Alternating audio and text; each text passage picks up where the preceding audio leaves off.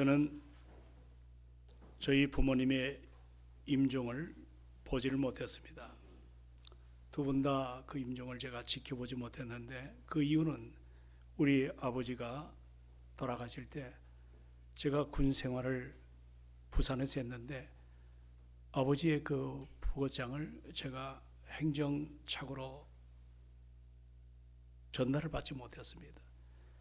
그러니까 서울에 있던 가족이 하도 안 오니까 제가 섬기던 교회 전사님이 부산까지 오셔서, 그래서 사단장의 재가를 받고 제가 황급하게 저 미아리 산동네 꼭대기에 올라가 보니까 아버님의 운구차가 내려가는 그것이 저희 아버님을 마지막 보는 그런 순간이었습니다. 그리고 저희 어머니 임종도 제가 보질 못했습니다. 우리 동성교회 시무권사로 섬겼던 어머니께서 이제 병환이 깊어서 요양병원에 입원했는데 그 임종을 제가 끝까지 지켜보지를 못했습니다. 제가 그 현장을 보지 못할 때 참 마음이 아리운함이 굉장히 많습니다. 그러나 제가 그것을 보지 못했다고 해가지고 죽음이 여러분 제가 눈에 안 보였다고 사라지는 것 아니지 않습니까? 우리 인생은 누구나 한번 다 죽음이라고 하는 그 문 앞에 서게 됩니다. 그런데 과연 이 죽음 진정 가치 있는 죽음일까? 그냥 숨을 거두는 것이 생을 살다가 마지막 그러한 시간일까? 아니면 뭔가 내가 살아가면서 무엇을 남기고 무엇인가를 위해서 죽는 그런 의미가 있는 그런 죽음인가? 오늘 우리 예수님께서는 십자가에 달려 죽기 직전에 요한복음 12장에 보면 하나님 미라를 이야기하십니다. 하나님 일이 땅에 떨어져 죽지 아니하면 하늘 그대로 있지만 죽으면 많은 열매를 맺는다는 이 말씀은 우리가 삶에 있어서 그냥 지나칠 수 없는 이 속에는 깊은 그런 진리가 담겨 있습니다. 예수님은 당신의 죽음을 단순히 끝이라고 말씀하지 않습니다. 새로운 생명의 시작이라고 그렇게 우리에게 알려주기를 원하셨습니다. 그래서 하나님 일할처럼 우리 주님 죽음을 통해서 그것으로 멈춘 것이 아니고 이로 인하여 많은 생명이 살아나고 우리도 이제 그 은혜 앞에 이처럼 하나님의 생명을 받고 이 땅에 믿음의 아름다운 향기를 바라고 살고 있습니다. 우리는 이번에 이 고난주간 우리가 함께 주목해야 될 우리의 시선, 놓치지 말아야 될 우리의 관심은 여러분 십자가입니다. 십자가. 정말 그 현장은 너무 고통스러운 거예요. 너무 처절한 거예요. 그러나 우리 주님은 죽음을 맛보셨지만 가장 의미가 있었던 죽음이셨습니다. 우리는 그 죽음을 통해 우리가 구원받았고 오늘도 그 사랑 안에 우리가 살고 있음을 다시 한번 생각을 해야 됩니다. 오늘 이 시간에 하나님의 미랄이 되신 예수님의 마음을 함께 묵상하며 우리 인생 무엇을 위해서 살아가고 또 무엇을 위해서 죽을 수 있을지를 진지하게 생각을 해보려고 합니다. 오늘 우리가 지금 함께 대하는 이사야는 1장부터 66장, 1장부터 39장은 왜 당시에 하나님의 섭리로 택했던 이스라엘 백성이 징계를 받고 어려움을 당하고 고난 속에 있는가? 우리 주님은 그러나 본심이 아닙니다. 그들을 통해서 40장부터 66장까지는 위로의 메시지, 구원받은 당신의 택한 백성들에게 소망을 주는 말씀으로 우리에게 이 말씀이 잘 증거되고 있습니다. 그 가운데 53장은 그 중에 한 토막이지만 오늘 53장을 보게 되면 예수님 오시기 700년 전입니다. 그런데 바로 옆에서 본 것처럼 그리고 그 이야기를 들은 것처럼 그 숨을 쉬는 걸 함께 마시고 표현한 것처럼 손으로 만진 것처럼 어떻게 700년 후에 오실 예수 그리스도를 이와 같이 이사야가 잘 담아내고 있는지, 이건 사실 성령의 은혜와 성령의 간섭이 아니면 이 사실을 우리가 알 수도 깨달을 수도 없습니다. 오늘 예배 가운데 여러분도 주 앞에 나왔지만 성령이 아니고는 오늘 우리의 예배가 정말 하나님의 은혜 앞에 설 수 없다는 것을 깨달아야 될 줄로 믿습니다. 그래서 우리 오늘 다 골고다 언덕에 올라오신 거예요. 골고다는 갈보리란 뜻입니다. 해골이란 뜻입니다. 생명이 죽음이 수산한 그 현장에 주님은 십자가에 달렸습니다. 그러나 죽음을 상징하는 그 해골이란 골짜기에서 새로운 생명이 온 땅에 증거된 것처럼 오늘도 우리가 이 고난주간에 이사야 53장을 붙잡으면서 하나님의 은혜 앞에 우리가 새로워지는, 그리고 우리가 살아갈 때 신앙은 늘 자기 조정을 잘해야 됩니다. 자기 점검을 잘해야 됩니다. 그래서 여러분에게 지난주도 말씀드렸지만 예수 깊이 생각하자. 우리 인생에 궤도 수정이 좀 있어야 된다. 좀 바뀌어져야 된다. 안 그러면 우리는 탈선합니다. 안 그러면 우리는 소망이 없어집니다. 안 그러면 구원의 가치를 잃어버리고 주님께 영광 돌릴 아름다움이 무너질 수밖에 없어요. 부끄러운 구원이 될 수밖에 없고 영광스럽지 못한 그냥 우리가 참 아름답지 못한 삶으로 생애를 마감할 수밖에 없습니다. 나는 우리 동성교회가 56전이 됐습니다. 이제 문제는 뭐냐면 참 여러분 아름답습니다. 제가 지켜봐도 제가 흠모할 만한 분들이 한둘이 아닙니다. 그러나 오늘 다시 한번 56년 지난 오늘 과정 속에 나의 믿음을 이 고난주간을 통해서 한번 돌아보는 우리가 되기를 주의 이름으로 축원합니다. 은혜 앞에 서기를 주의 이름으로 축원합니다. 여러분, 오늘 이사야 한 생을 그는 초질과 믿음을 갖고 살았던 분이에요. 낯선 분이 많겠지만 이사야라는 이름은 여호와가 구원하신다, 그런 뜻이거든요. 그는 한 생을 정말 구원 이후에 하나님의 소명을 받은 이후에 그 이름 글자 그대로 그렇게 살아왔습니다. 당시에 남왕국 유다는 역사적으로 매우 혼란스러운 그 시기입니다. 그래도 선지자로 하나님의 부름을 받게 됩니다. 이때 그가 전한 메시지는 한마디로 이것을 요약을 하게 되면 여호와께서 구원하실 것이다. 하나님께서 반드시 이 민족을 구원하여 주실 것이라는 것입니다. 그러니까 어떻게 보면 메시아는, 이사야는 자기 이름에 걸맞는 한 생을 이름의 가치를 감당하는 그런 삶을 살았습니다. 여러분, 이사야가 받았던 이 소명이죠. 이사야서 6장에 보면 그 소명을 받을 때 이야기가 잘 증거가 됐습니다. 1절에 보시면 오시아가 죽던 해라고 표현합니다. 이 오시아가 죽던 해, 여러분 오시아는 유대 왕의 참 걸출한 왕 중에 한 사람입니다. 그는 52년 동안 위로는 북쪽의 아수르, 남쪽으로는 바벨론 애국 같은 정말 엄청난 세력들이 옥죄오는 그 과정 가운데 걸출한 오시아가 재임하는 기간 동안에 국방을 튼튼하게 했던 것 사실입니다. 군사력을 키워서 안정되게 만들었고 외부의 세력에 넘어지 못하게, 또 경제적으로도 크게 확장을 시켰고, 또 외부 세력이 침투하는 걸 막기 위해서 성벽을 정말 엄청나게 보강을 했습니다. 그리고 우시아는 지혜로운 왕이었습니다. 이제 아무래도 살려면 농업이 발달해야 되겠다. 그래서 치산 치수의 정책을 심혈을 기울였습니다. 요즘 말로 말하면 이와 같은 노력에 엄청나게 나라가 평안해졌고 부강을 이루게 됩니다. 그런데 오시아가 바로 그 해에 52년 집권 후에 세상을 떠납니다. 성경에 보면 참 끝까지 믿음을 지키는 것이 얼마나 소중한가. 그런 마지막에 교만해졌어요. 교만은 하나님보다 내 뜻을, 어떤 자기 주장을 꺾지 않는 고집을 말합니다. 우리 하나님은 겸손한 자에게 은혜를 주십니다. 교만한 자를 물리쳐 주십니다. 그러다 하나님 앞에 매를 맞습니다. 징계를 당하는데 문둥병자가 됩니다. 왕이었지만 왕의 역할을 감당하지 못한 채 저 별궁에 유배된 것처럼 그는 한 생을 쓸쓸하게 마감을 합니다. 바로 오시아가 죽던 해에 이사야가 세상에 등장하기 시작합니다. 그런데 사랑하는 여러분, 이스라엘은 그럼에도 불구하고 아직 그 오시아의 영향력이 그대로 있었지만 마치 기울어진 배, 바다 한가운데 이제 풍랑을 만나서 침몰하는 배의 모습입니다. 더구나 어려웠던 것은 영적으로 침체가 깊어져 가는, 외부적으로 그들이 현상학적으로 보면 그래도 잘 사는 것 같고 그래도 주어진 것 가지고 누리는 것 같지만 속은 그렇지가 않습니다. 모든 것이 영적으로 병들어 버렸습니다. 신앙생활은 첫사랑이 일어나야 될 텐데,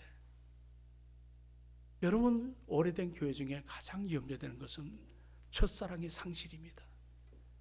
그러다 보니까 껍데기만 남아 있습니다. 형식적인 신앙생활, 그게 믿음의 삶처럼 그렇게 오해를 합니다. 그리고 하나님의 공의가 무너져 버렸어요.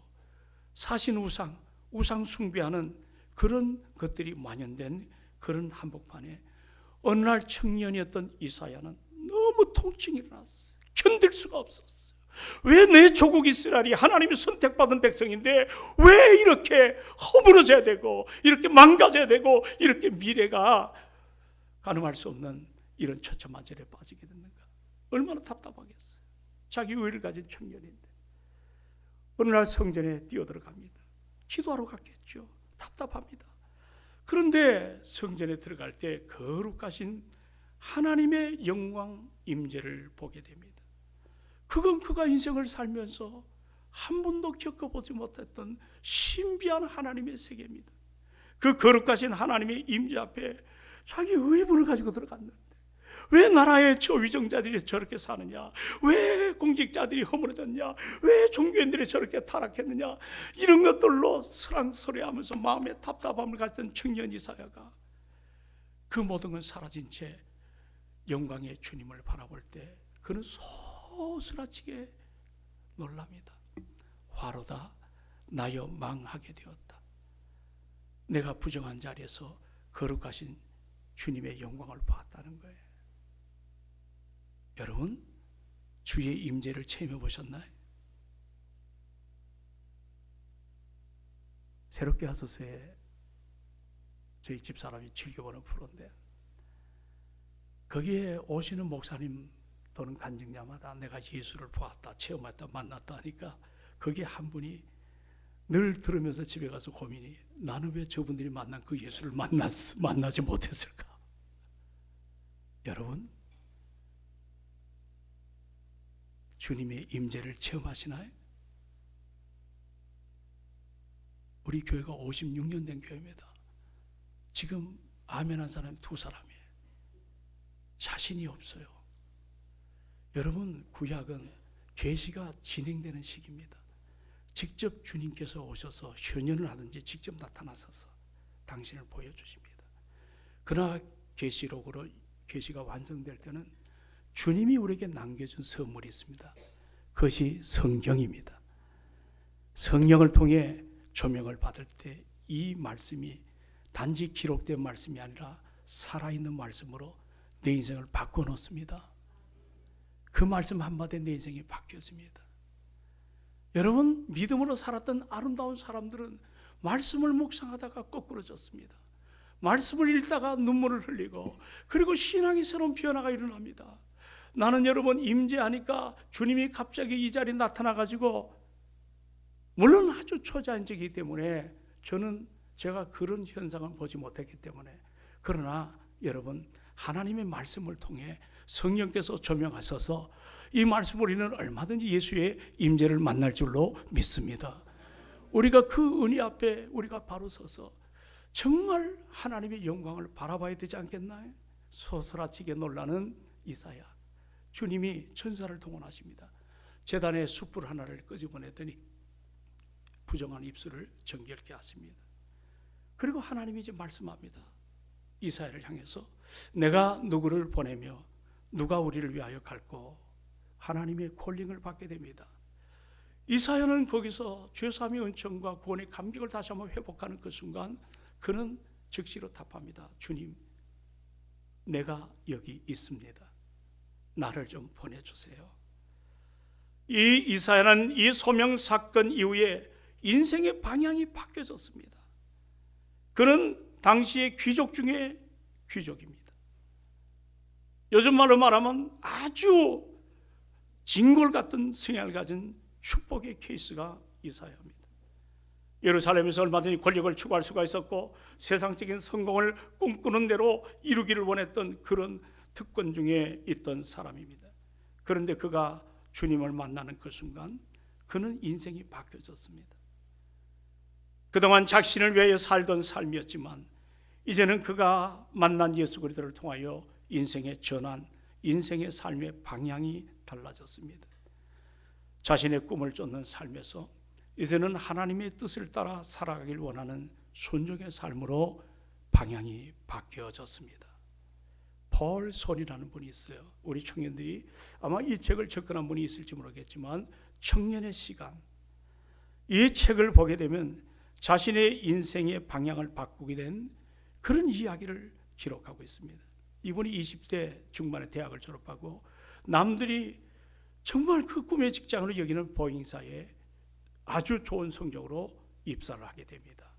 여러분 유명한 항공사죠. 보잉사는 자신도 기뻤지만 주변 사람이 너무 부러워한 거예요. 그런데 이 회사에 몸을 담고 생활할수록 회사 생활이 정말 힘이 듭니다. 그러면서 자기 안에 이름 모를 회의감이 자꾸 나오겠죠. 내가 도대체 이러려고 공부를 했는가? 이러려고 명문대학을 졸업했는가? 내가 이러려고 이 회사를 취직했는가? 회의감이 자꾸 일어납니다. 어느 날 이 청년은 믿음을 갖고 있었기 때문에 하나님 앞에 무릎을 꿇고 기도합니다. 하나님, 왜 이렇게 마음이 힘이 들까요? 나 이 문제 좀 해결하고 싶다고. 근데 기도하는 가운데 마음에 하나님의 음성이 들려집니다. 폴, 너는 질문이 잘못되었다. 너는 그동안 자기 합리화와 자기 어떤 성벽을 구축하기 위해서 자기 어떤 뜻을 이루기 위해서 하나님 앞에 자기의 보전적인 그런 기도를 했다. 그러나 너가 그렇기 때문에 꼬이는 것이고 그렇기 때문에 실패할 수밖에 없었다. 그러나 너는 이제 기도 제목을 좀 인생의 틀을 좀 바꿔봐라. 하나님의 뜻이 무언가를 좀 분별하고 그 뜻 앞에 너의 인생을 바치기로 한번 결정해봐라. 같은 얘기 같지만 같지가 않습니다. 내 목적으로 해서 주님 믿는 것이 아니라 주님께서 부르신 소명 앞에 내가 쓰임받기를 원하는 가장 기본적이 같지만 패턴이 전혀 다릅니다. 이때부터 폴서는 인생의 방향을 바꿨습니다. 이제는 하나님의 계획 가운데 자기 뜻을 맞추기를 원했고 그리고 그 인생의 방향을 통해 가지고 하나님의 기쁨이 되기를 소망했습니다. 난 오늘 이 아침에 말씀드립니다. 여러분, 하나님의 부르신 소명이 무엇입니까?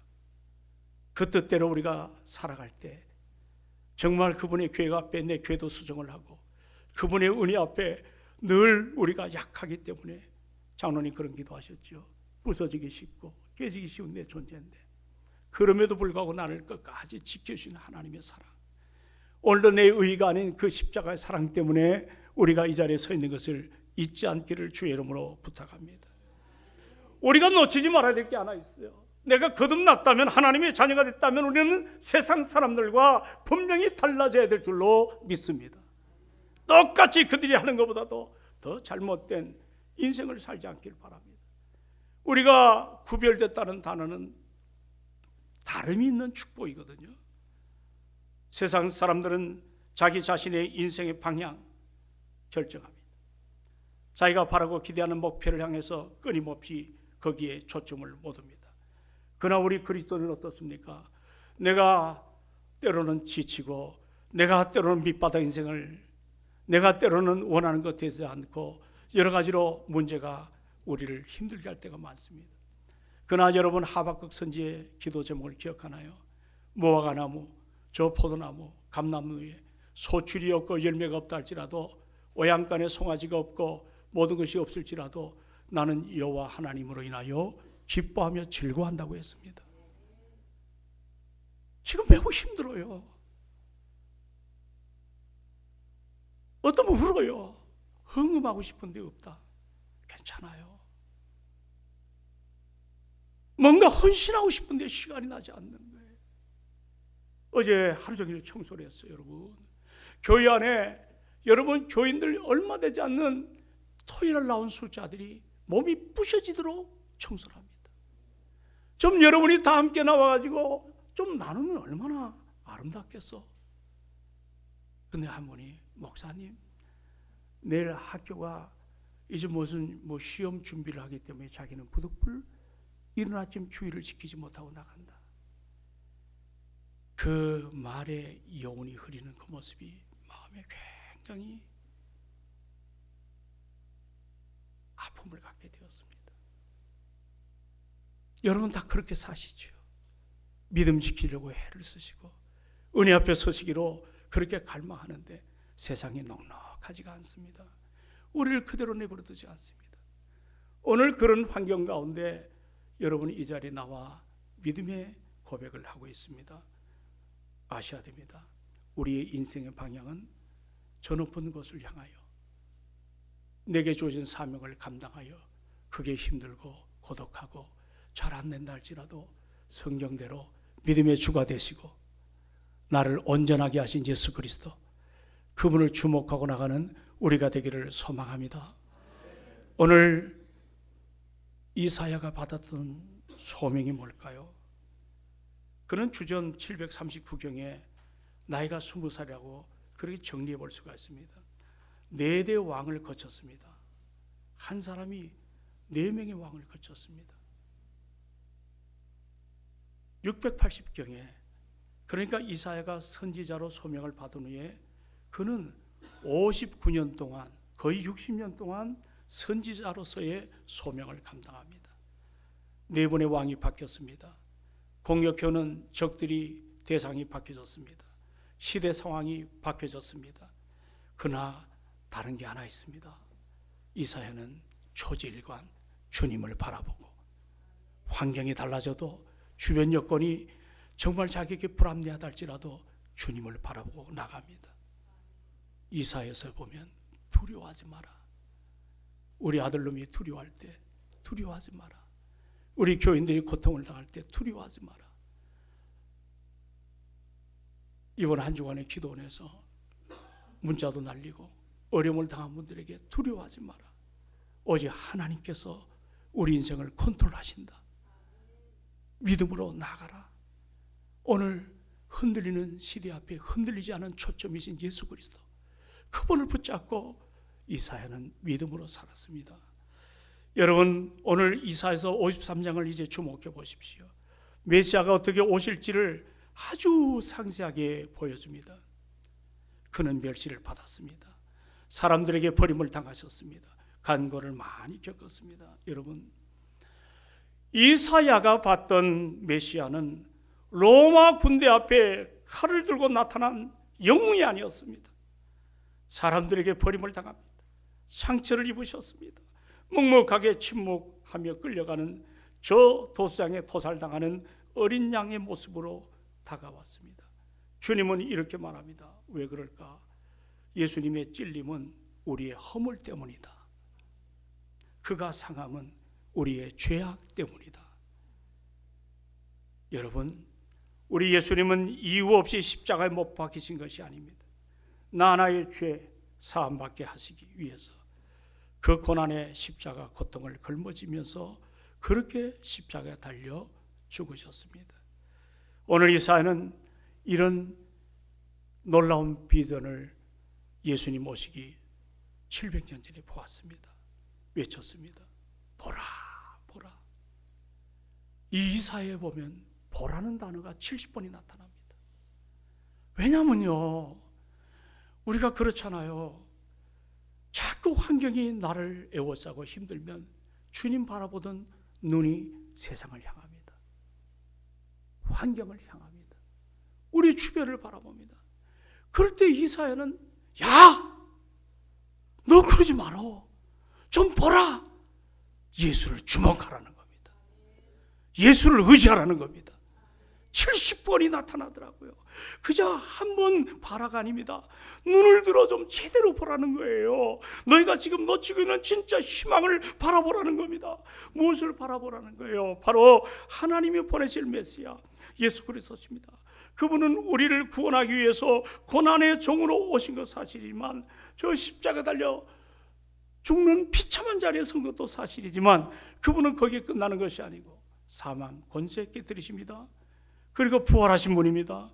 그리고 우리를 형통하게 하실 분임을, 그리고 높이 여기 보시면 들려가지고 이제 참으로 종기를 받게 된다는 이 표현을 우리에게 지금 말씀하고 있는데, 그것이 53장 이전에 52장에 잘 나와 있습니다. 우리 한번 13절을 다 펴보십시오. 52장 이사야서.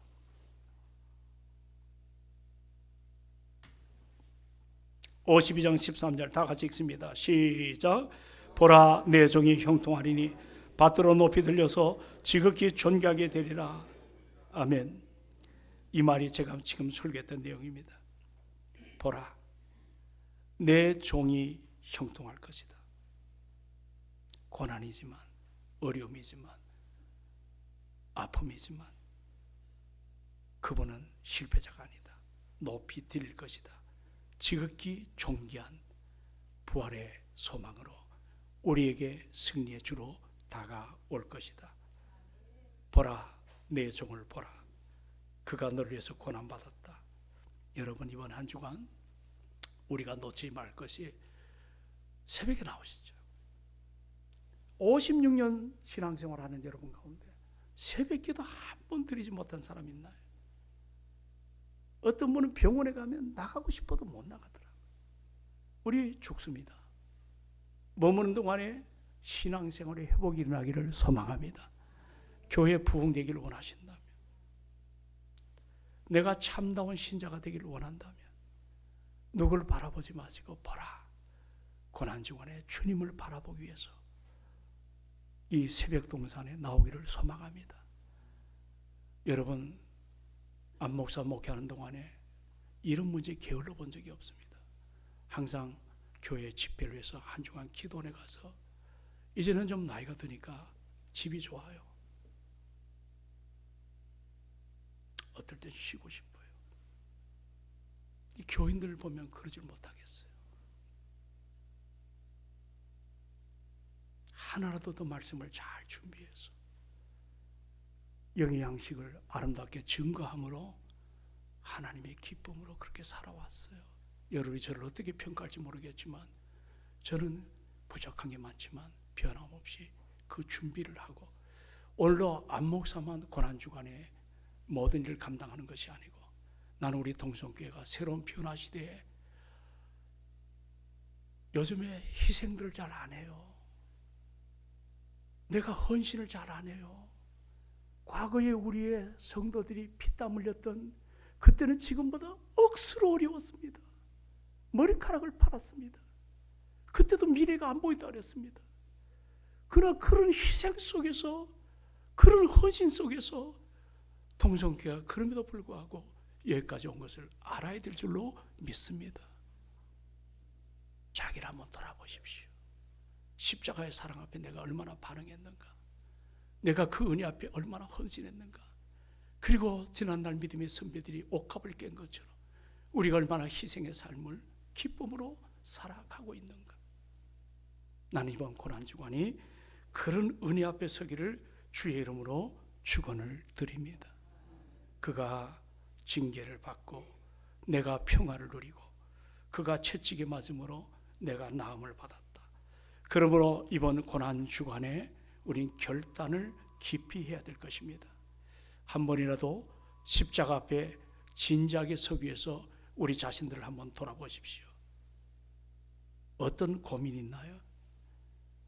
여러분, 저는 신앙생활을 하면서 여러분을 투 타입으로 분류를 합니다. 그 중에 하나가 종교적 열심을 가진 사람이 있습니다. 물불을 안 가리고 헌신하는 유형의 분들입니다. 그러나 조심해야 될 것이 있습니다. 이분들은 의외로 열심히 일하는 것 같지만 상처가 참 많아요. 자유함을 잃어버려요. 저는 열심히 해야 된다고 생각합니다. 그러나 자기 의의 때문에, 자기 주장이 일어나기 때문에 쉽게 상처받고 쉽게 시험을 받더라고. 이거는 하나님이 기뻐하는 일이 아닙니다. 이런 사람들의 특징은 뭐냐면, 일을 하는데 얼굴에 기쁨이 사라져버립니다. 마음의 감사가 작아집니다. 나를 부르신 소명의식으로 이사야처럼 변함이 없는 그런 자세를 가지고 누가 알아주든 알아주지 않든 그 길을 걸어가는 이 기쁨이 많이 상실되는 참 귀한 분들입니다. 제가 어떻게 보면 안타까울 때가 있습니다. 저렇게 헌신하시는데.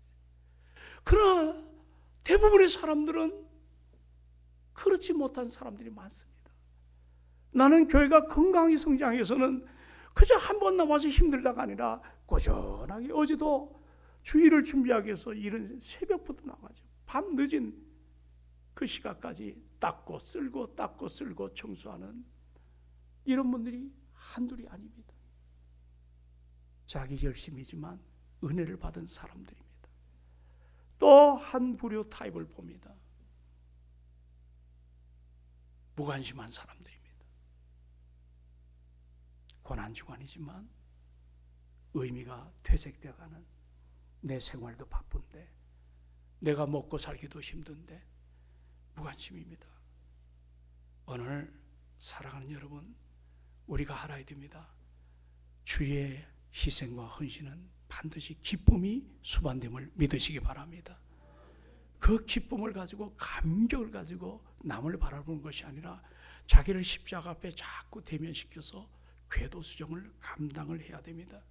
구원의 기쁨이 일어나고, 그리고 삶의 감사가 나타나고, 더 중요한 것은 이 부분을 좀 따라합시다. 내가 쓰여지고 있다는 것, 내가 쓰임받고 있다는 것, 그거 감사하십시오.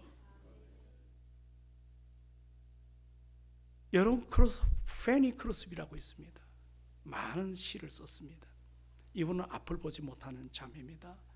근데 아까 예비 찬송 불렀던 십자가로 가까이 나를 이끄시고 거기 흘린 보혈로 정케 해달라고 하는, 이게 원문에 보니까요, 내가 한번 찾아봤어요. 십자가로 가까이 나를 이끄소서, 그리고 거기에 값없이 주시는 보배로운 샘, 칼보리 샘으로부터 흐르는 치유의 시내가 있습니다. 나는 십자가에 가까이 의지하고 서서 거기서 천국 가도록 항상 머물겠습니다. 앞을 보지 못하는 영안이 밝아졌습니다. 하나님의 세계를 보고, 그 작가는 십자가에 오래오래 머물기를 원하는 마음으로 그 시를 표현했습니다. 여러분, 이것이 어찌 페니 크로스비의 작가 마음, 그분의 그런 혼자의 마음이겠습니까? 우리 모두의 마음이 되어야 될 줄로 믿습니다. 이어지는 찬송이 뭡니까? 십자가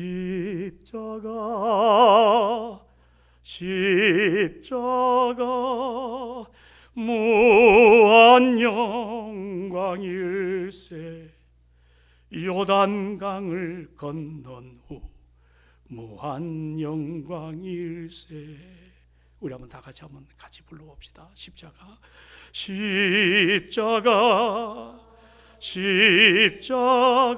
무한 영광일세, 안영광일세, 요단강을 건넌 후. 옛날 찬송입니다.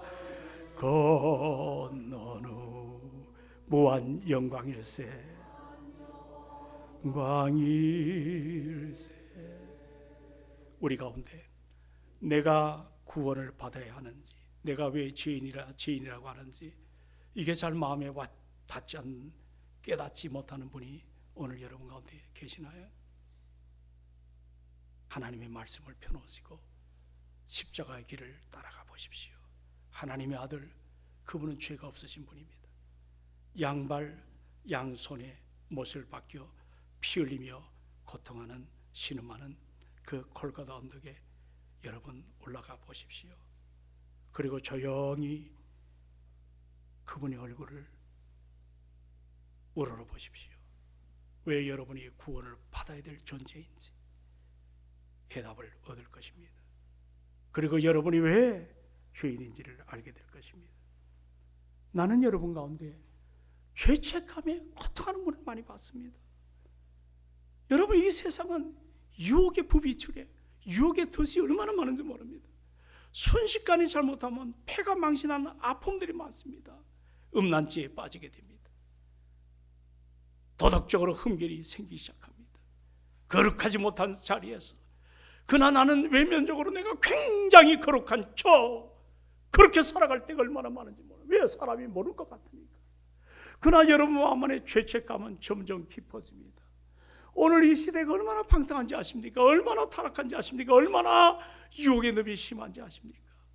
혹시 그것 때문에 거듭났지만 내가 왜 안 고쳐질까? 내가 왜 안 바꿔질까? 이런 것 때문에 고민하여 죄책감 때문에 고통을 당하는 분이 계십니까? 골고다 언덕에 올라오십시오. 갈보리 언덕에 예수를 바라보시길 바랍니다. 안 그런 척 하지 마십시오. 주님 다 아세요. 내 죄를 다 아세요. 겉으로 포장하는 그러나 내면에 골문 죄를 다 아세요. 그거 갖고 여러분들 어떻게 주님 앞에 아무리 오라고 해도 부끄러워서 우리는 갈 수가 없는 거예요.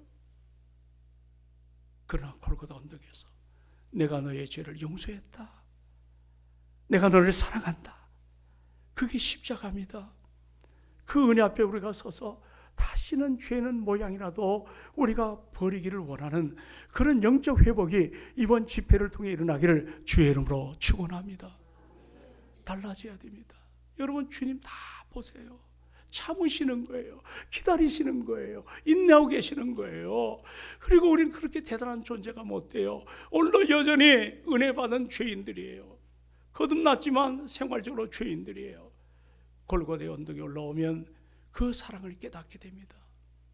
내가 참 무지한 인생인데 나를 이처럼 사랑하는, 우리가 이번 그가 찔림이란 주제를 가지고 주 앞에 설 때 이 은혜가 우리 가운데 충만하기를 원합니다. 오늘 보니까 자 오실 메시아가 어떤 분이라고 우리에게 말씀을 하고 계시나요? 내가 구원받은 하나님의 자녀를 확신한다면 그 십자가의 붉은 보혈 믿음으로 눈과 같이 희게 되어지는 이런 소망이 여러분과 저 안에 가득 일어날 줄로 확신합니다.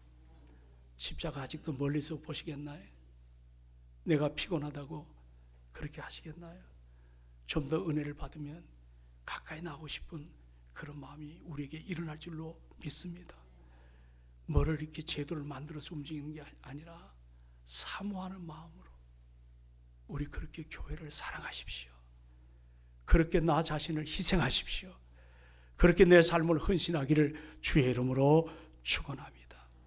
이제 우리 모두 왜 그가 찔리셨는지, 왜 상하셨는지 골고다 언덕에 나와 성령님 인도를 따라 내 삶의 진정한 궤도 수정 일어나기를 축원합니다. 은혜가 충만하신 주님, 이제 오늘 세례와 성찬을 감당합니다. 함께하여 주옵소서. 우리 교회 새 식구가 늘어납니다. 이들을 축복하기를 원합니다. 그래서 성찬을 통해 나를 돌아보기를 원합니다. 주님의 고난의 잔, 그 고난의 그 떡을 먹고 마실 때 다시 한번 내 자신을 돌아보는 은혜가 우리 안에 충만하게 일어나기를 원합니다. 잘 준비하게 성령님 인도하여 주옵소서. 다시 한번 회복이 일어나기를 원합니다. 병든 내 삶이 치료가 일어나기를 원합니다. 은혜 앞에 서기를 원합니다. 감사합니다. 예수님의 이름으로 기도드리옵나이다. 아멘.